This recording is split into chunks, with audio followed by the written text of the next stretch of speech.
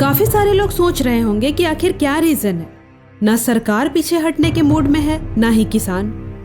तो जरा इस नेता की सुनिए जो पहले एग्रीकल्चर सेक्रेटरी रह चुके हैं। आपको समझ आ जाएगा कि क्यों कुछ नेता लोग नहीं चाहते कि पूरा बिल ही वापस हो, वरना किसान का ही सिर्फ फायदा देखना होता तो फिर जिस पॉइंट से किसानों को प्रॉब्लम है वो चेंज करवा लेते। एक बार सुनिए इनकी बात को। चर्चा कर रहे थे, बहुत मुस्कुरा के बोल रहे थे दिग्विजय बाबू कि बिहार में मंडी नहीं है। जब रामगोपाल जी बोल रहे थे ना, मैं बिहार में भी देखा हूं मंडियों की स्थिति और उत्तर प्रदेश में भी मैंने देखा है। बिहार उत्तर प्रदेश में मैं ज्वाइंट सेक्रेटरी अपॉइंटमेंट था, रामगोपाल जी जानते हैं। सबसे ज्यादा सिफारिशें किस पद के लिए आती थी? डिप्टी डायरेक्टर मंडी परिषद। क्यों आती थी? भ्रष्टाचार का वो बिल्कुल पूरा का पूरा वो अड्डा था। एक एक पद, एक एक व्यक्ति, कितनी सिफारिशें आती थी, कहां से आती थी? आप चलिए हमारे बिहार में क्या हाल था। मैं 2005 में जब हमारी सरकार बनी एनडीए की, मैं माननीय मुख्यमंत्री के साथ उनका मैं सेक्रेटरी था। एग्रीकल्चर डिपार्टमेंट के अंदर यह था, क्या स्थिति थी, क्या के बोल रहे थे सचिव, ग्रुप सी का कर्मचारी होता था, उसकी पोस्टिंग के लिए बाहर क्या क्या लोग धंधे करते थे। भ्रष्टाचार का अड्डा था। एपीएमसी को खत्म किया बिहार सरकार ने। रिजल्ट क्या हुआ देखिए सामने, आप देखिए 2006 में खत्म किया। बिहार में अन्न का उत्पादन 2005 में कितना था? 81 लाख टन था। आज हमारा 181। प्रोक्योरमेंट क्या था? बहुत कम प्रोक्योरमेंट था 2005 के पहले। आज हमारा लक्ष्य 45 लाख टन सिर्फ धान का है। आप चलिए प्रोडक्टिविटी पर।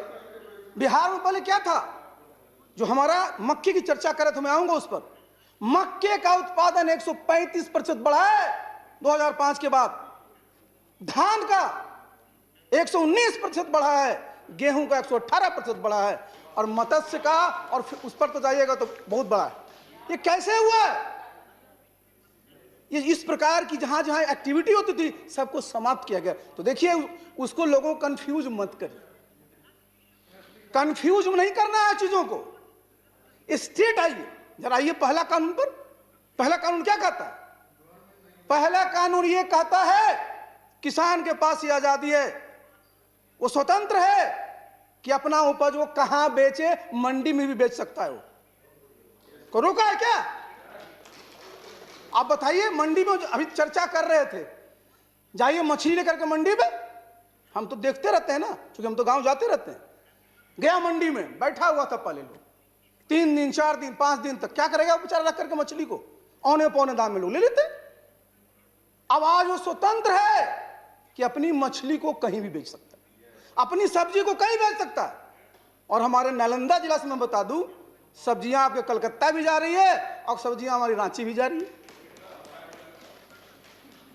तो ये नहीं है, इसमें कहीं भी रोक नहीं है। गुमराह कर रहे हैं लोगों को जाकर के। और बता तो दीजिए कहीं पर। अब दूसरा जरा पास आ जाइए, दूसरे में आ जाइए। क्या कह रहे हैं आप कि भाई जो अभी रामगोपाल जी बता रहे थे कॉन्ट्रैक्ट फार्मिंग, आप चले जाइए बिहार उत्तर प्रदेश में, ठीक ही तो बोल रहे थे वो।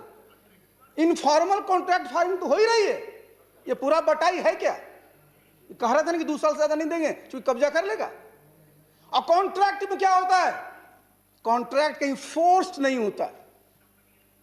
कॉन्ट्रैक्ट में आपका अपना जो है उसमें विलिंगनेस होता है। 2 पार्टी जब विलिंग होती है तब कॉन्ट्रैक्ट होता है। किसान कॉन्ट्रैक्ट करने के लिए फोर्स्ड है क्या?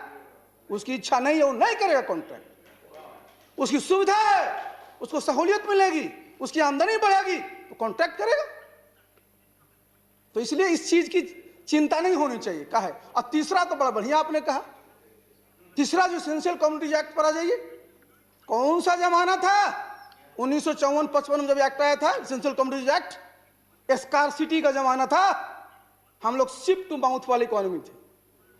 बाहर से अनाज आता था, PL 480 की मार खाते रहते थे हम लोग, और तब जो है हम लोग यहां खिला पाते थे। और आज क्या है? 296 मीट्रिक टन खाद्यान्न उत्पादन हो रहा है और 320 मीट्रिक टन सब्जी और फल का उत्पादन हो रहा है। हम सरप्लस में हैं। हम कोई स्कार्सिटी में नहीं है। तो आज जो आप कहिएगा कि सर लोगों को छूट दी जा रही है, कितना रख लीजिए उतना रख लीजिए, क्यों? जरूरत है आपको। इस जो भय होता था 3/7 जो एसेंशियल कमोडिटी एक्ट का होता था, एक टेरर होता था इसका, और उसमें व्यवस्था है कि अगर समस्याएं ऐसी होंगी तो उसको लागू किया जाएगा। इसलिए देखिए तीनों बिलों में कहीं कोई किसान विरोधी नहीं है, लेकिन हां आपको लगता है कि साहब उसमें और सुधार की गुंजाइश है, तो जरा मैं आना चाहूंगा। देखिए जो लोहिया जी कहा करते थे कि कल ही राजनीति, कलह वाली राजनीति जरा आगे चला जाए, क्या है बताइए जरा। सरकार ने बिल एक्ट बना दिए, सुप्रीम कोर्ट में लोग गए, सुप्रीम कोर्ट ने आदेश दिया। यही लोकतंत्र की खासियत है कि अगर कोर्ट आदेश देता है तो हम सब लोग उसको स्वीकारते हैं। सरकार ने भी स्वीकारा, और स्वीकार करके आपको बुला रही है वार्ता के लिए। आइए बताइए साहब, आप कह रहे हैं सरकार की हठ धर्मिता, उन लोगों की भी तो हठ धर्मिता देख लीजिए, क्यों नहीं आ रहे? कौन रोक रहा है? आइए बात करिए, कहां कहां गुंजाइश है, क्या होना चाहिए कि कैसे किसानों की आमदनी बढ़े, इस पर चर्चा होनी चाहिए। कैसे खेती हमारा जो है लाभकर हो, इस पर चर्चा होना चाहिए। कैसे कृषि को लोग छोड़े नहीं, इस पर चर्चा होनी चाहिए। और उसके लिए हमेशा सब जगह लोग को हिस्सा लेना चाहिए, भाग लेना चाहिए। लेकिन मेरा अनुरोध होगा कि चूंकि हम लोगों का जो लोकतंत्र है इसकी जड़ें मजबूत हुई हैं, हमारा संसद ताकतवर है, हमारा न्यायपालिका ताकतवर है।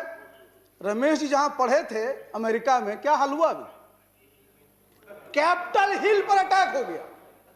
अगर एक प्रेसिडेंट हारता है, कहा अटैक करो, सीधे करता है कि नहीं? लेकिन हमारा उस अमेरिका जिसने 171 साल पहले हमसे आजादी पाया, आज उसका 245वां साल चल रहा है, हमारा तो अभी 75वें चलने वाला है। लेकिन हमारे यहां क्या होता है, जनता कोई निर्णय लेती है सब स्वीकार करते हैं। इमरजेंसी के बाद ही जनता पार्टी की सरकार बड़ी, लोग स्वीकार किया कि नहीं किया? बिहार में भी चुनाव हुए, स्वीकार किया कि नहीं स्वीकार किया? लेकिन आप देख लीजिए क्या होता है अमेरिका में। तो आज हमारी जो लोकतंत्र की जो जड़ें हैं वो मजबूत हो रही है, और लोकतंत्र में संपर्क और संवाद सबसे महत्वपूर्ण है, इसको खत्म नहीं होने देना चाहिए। इसलिए मेरा सबसे अनुरोध होगा कि जिनके जिनके संपर्क में लोग हैं उनसे संवाद स्थापित करिए, और समस्या का निदान कैसे हो, किसानों का जीवन कैसे खुशहाल हो, हमारा देश कैसे तरक्की करे, इस पर चर्चा होनी चाहिए। अपनी हठधर्मिता छोड़नी चाहिए, कल ही राजनीति छोड़नी चाहिए, हमको मिलजुल करके राजनीति करनी चाहिए। तो मुझे तो इस पर इतना ही कहना था। लेकिन एक और, गुलाम नबी साहब आपने जो शुरुआत की थी उसके लिए मैं आपको बहुत बहुत धन्यवाद देता हूं। आपने जय जवान जय किसान, लेकिन एक चीज और करना चाहिए था आपको। स्वर्गीय हमारे लाल बहादुर शास्त्री जी का एक नारा था 65 का, अटल जी आए जोड़ दिया जय विज्ञान भी। देखिए जय किसान, जय जवान, जय किसान, जय विज्ञान। आप बिना विज्ञान के, आज हमारे जवान भी हैं, उनका पराक्रम नहीं बढ़ सकता, उनका शौर्य नहीं बढ़ सकता, और विज्ञान ने जो किया है उसी से हमारी सैन्य शक्ति भी बढ़ी है।